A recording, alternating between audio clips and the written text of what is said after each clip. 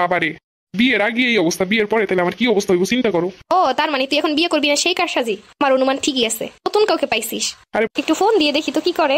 নাম্বারটি ব্যস্ত আছে। ব্যস্ত আছে মানে এই টাইমে কার সাথে ব্যস্ত? কোনো মেয়ের সাথেই কথা বলতেছে, খুব বিজি তাই না? আমার ফোন ধরা যাচ্ছে না। আমার সাথে এত বড় বেইমানির ফল তুমি পাবা। এখনো কল দিচ্ছে না, তার সাথে এত কথা। বুঝে গেছি, সব বুঝে গেছি, এখন আর আমাকে ভালো লাগে না। দুদিন আগেও ফোন আমার একটু রিসিভ করতে দেরি হইলে কান্না শুরু করতো, আর আজ সে বিজি, আমার কল দেখেও কল দেয় না।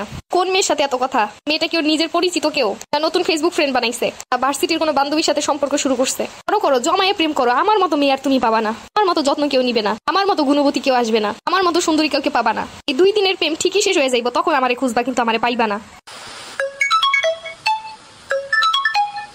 এতক্ষণ পর কল দিছে, রিসিভ করবো না? আমার কোনো দাম নাই? যখন ইচ্ছা ফোন দিবে, যখন ইচ্ছা কেটে দিবে। না আর সহ্য করবো না, অনেক হয়েছে, আমাকে সস্তা পেয়ে গেছে। মাত্র 10 বার কল দেওয়া হয়েছে, আরো 10 বার দিবে তারপর রিসিভ করবো। কি হয়েছে, ফোন দিচ্ছ কিসের জন্য? তুমি যে একটু আগে কল দিলা এই জন্য।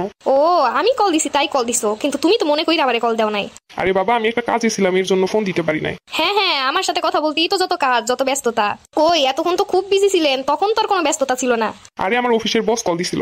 বস? তাই নাকি? কি লেডি বস নাকি আবার? লেডি না হইলে তো এতক্ষণ কথা বলার কোনো মানি হয় না। আরে না, আমার বস পুরুষ। পুরুষ বসের সাথে এত কথা? আমারে কি বাচ্চা মনে হয়? আরে ভাই, বিশ্বাস না করলে তুমি আমার বসের সাথে এসে দেখা করো। তুমি স্ক্রিনশট পাঠাও আমারে। বসের সামনের সাইড না পিছনের সাইড? আমার বসের সামনের আর পিছনের দিয়ে আমি কি করবো? আমি বলছি ফোনের স্ক্রিনশট দাও।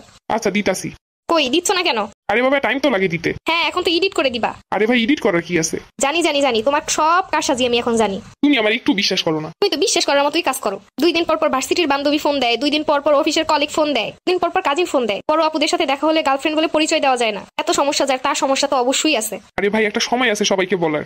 4 বছর তো হয়ে গেল, এখনো তোমার সময় হয় নাই। বিয়ে করবা কবে তাই বলো? ওরে বাবারে, বিয়ের আগে এই অবস্থা, বিয়ের পরে তাহলে আমার কি অবস্থা হইব চিন্তা করো। ও তার মানে তুই এখন বিয়ে করবি না সেই কারসাজি? আমার অনুমান ঠিকই আছে, নতুন কাউকে পাইছিস। আরে বাবা, আমি তো মজা করলাম। ফেসবুকে দেখি প্রেমের পরিণতি হওয়ার পরে কত খুশি হয়। বিয়ের দিন বর স্টেজে বসা থাকে, আর বউ যখন এন্ট্রি করে বর ধর ধর করে কান্না শুরু করে।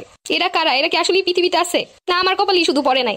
আরে ওইগুলো অ্যাক্টিং। তুমিই তো কইছো পুরুষরা অ্যাক্টিং করে না। আরে ওই সময় একটু করে। তাইলে দেখো, তোমার বিশ্বাস করার কোনো উপায় আমার নাই। তুমি যাই বলো যাই করো, সবকিছুই 2 নাম্বারই। জান, ফোনের চার্জ শেষ হয়ে গেছে, চার্জ দিয়ে পরে কথা বলবো। হ্যাঁ এখন তো তোর চার্জ শেষ হয়ে যাইব। আমার সাথে কথা বললি তোর ফোনের চার্জ শেষ হয়ে যায়। ফোনের এত চার্জ কোথায় যায়? আর সাথে কথা বলো এত চার্জ দিয়ে? জান, আমি তো তোমার সাথেই কথা বলি সবটুকু সময়। না আমার সাথে যতক্ষণ কথা বলো তাতে তো এত চার্জ যাওয়ার কথা না। জান জান, ফোন বন্ধ হয়ে গেল, এখন রাখি, পরে কথা বলবো। হ্যাঁ কাইটা দিল।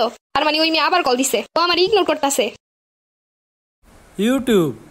Don't forget to subscribe.